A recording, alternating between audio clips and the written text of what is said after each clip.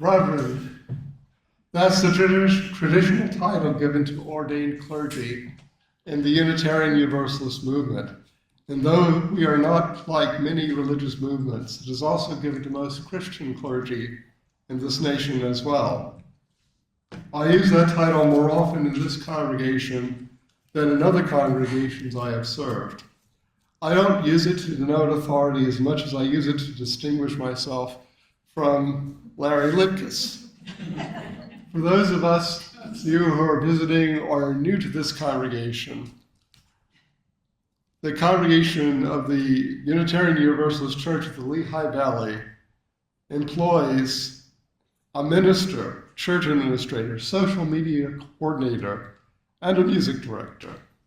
2 women on the staff are named Kate. The men on staff are named Larry.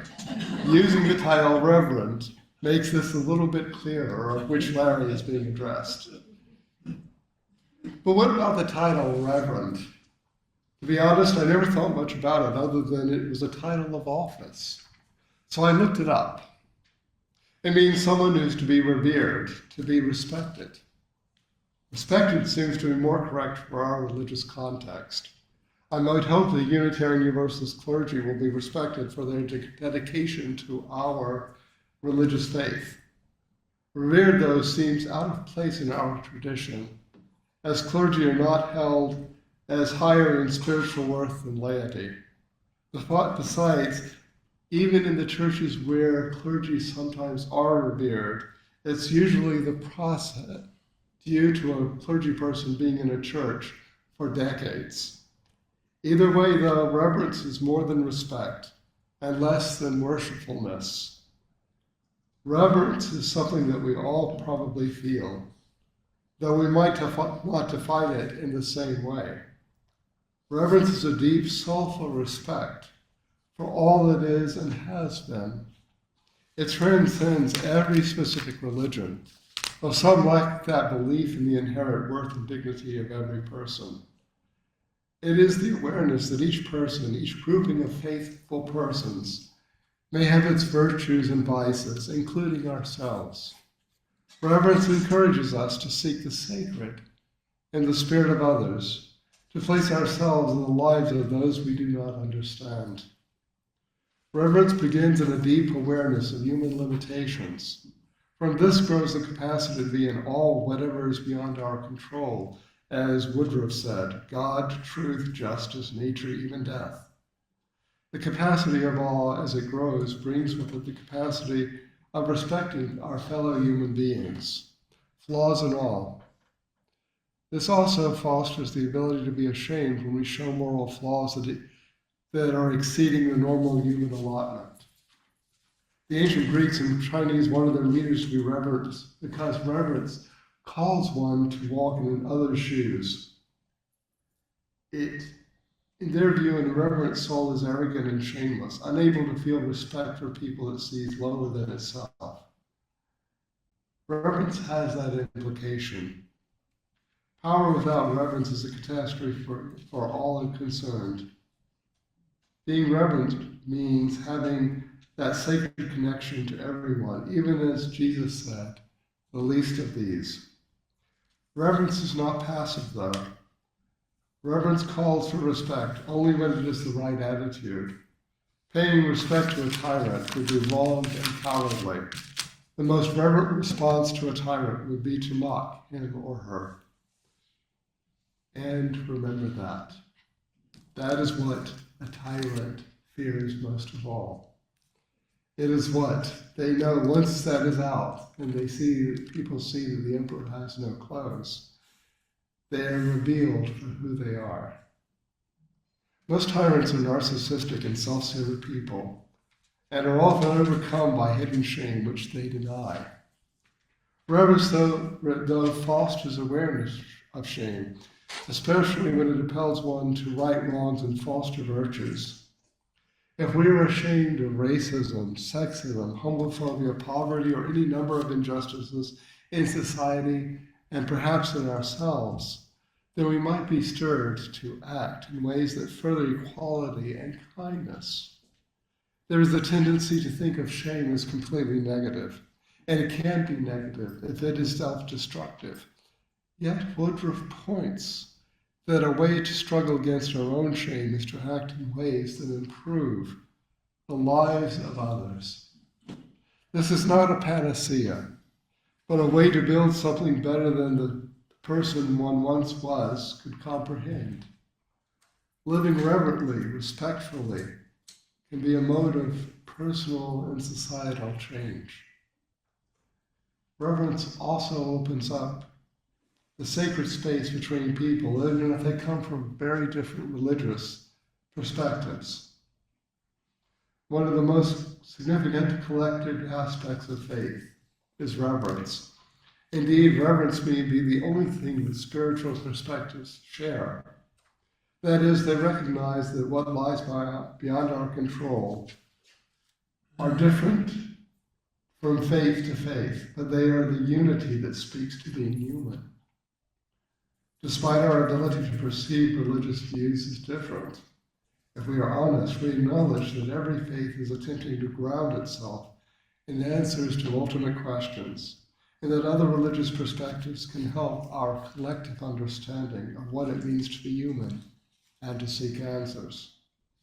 This is something that comes with reverence, an understanding that human life is connected, and that our journey together is not isolated. Awareness of this reverent connection evokes a sense of awe. It is like that experience that so many of us have had of lying in a field at night, away from the bright city lights, looking up at the clear sky, and seeing the universe that we can experience from Earth and the stars at night. We are made aware that infinity is before us.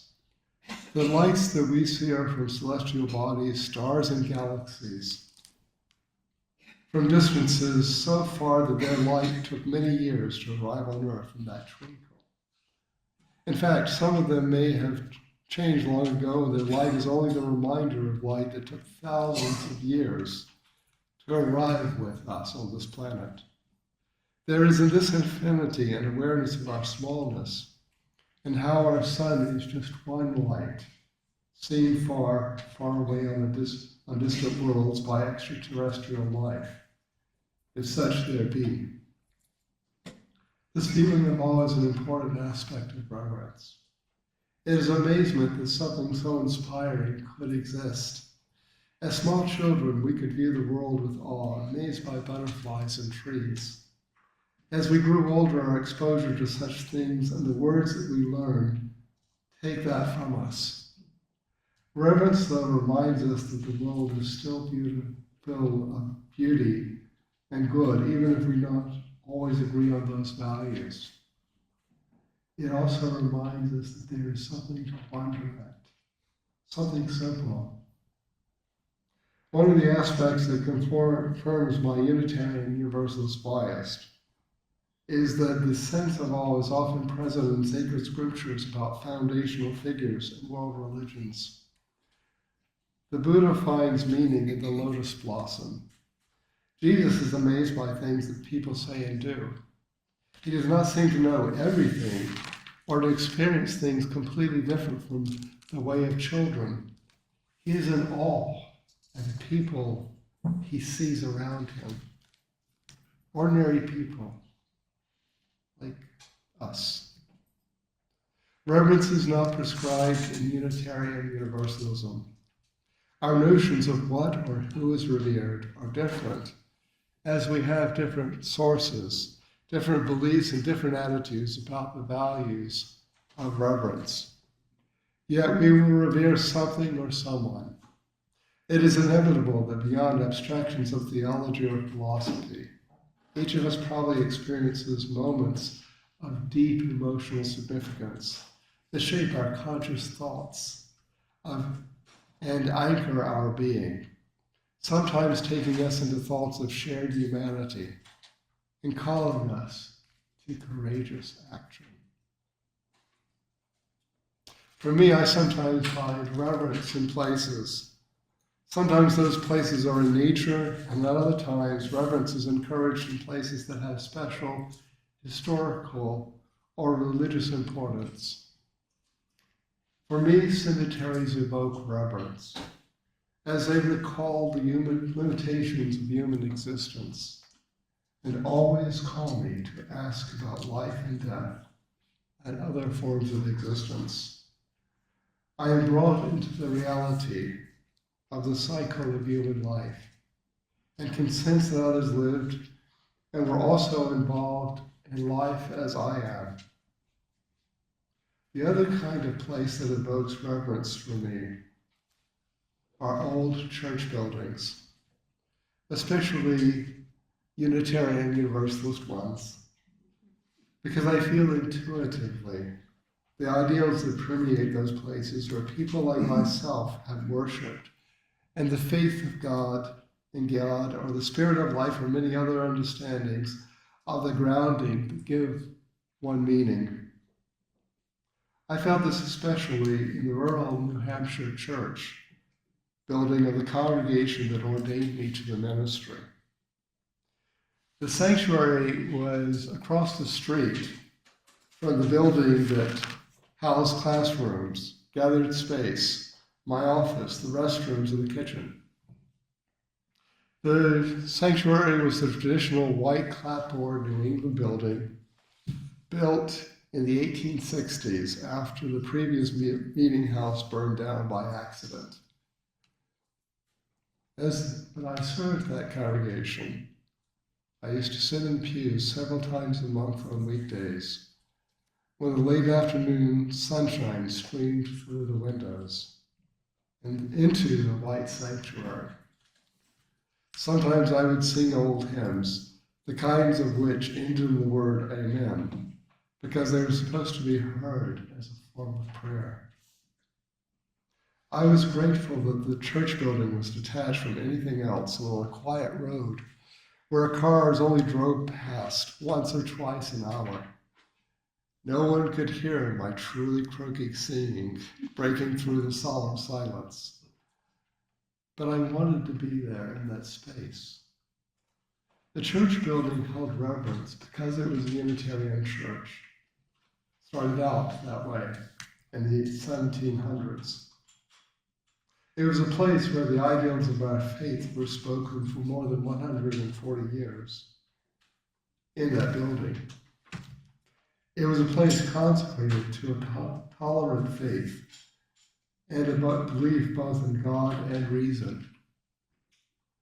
Those ideals of our faith were not the only thing, though, that evoked reverence. As I sat there, I was always taken with the thoughts of the past generations who worshipped in that room. I wondered how many entered that space for the first time without a loved one near them. I considered the silent prayers of people who sat in worship in desperate thoughts about being lesbian, gay, or transgender, and times when those identities were not understood. I thought of women who contemplated the limits of their lives because of their gender. I thought of members of the congregation who had lived with poverty and addiction. Thoughts of the joy of new members finding a theologically tolerant faith that spoke to justice and freedom. Thought of children growing in that place. There was a feeling of joy, faith, and sorrow in that space. It reminded me of the struggles of previous generations, and sometimes the failings of the beliefs that defined their lives. Most of all, I felt gratitude that they struggled with their faith there and passed on Unitarianism and those values to the next generation. They gathered religiously to affirm human dignity. And now I sit there too, aware of all this past, and the present, connected soulfully to a similar path with them, and also with the living. Doing this in that place kept me reverent. It reminded me not only of the calling of faith, but gathered me into shared humanity.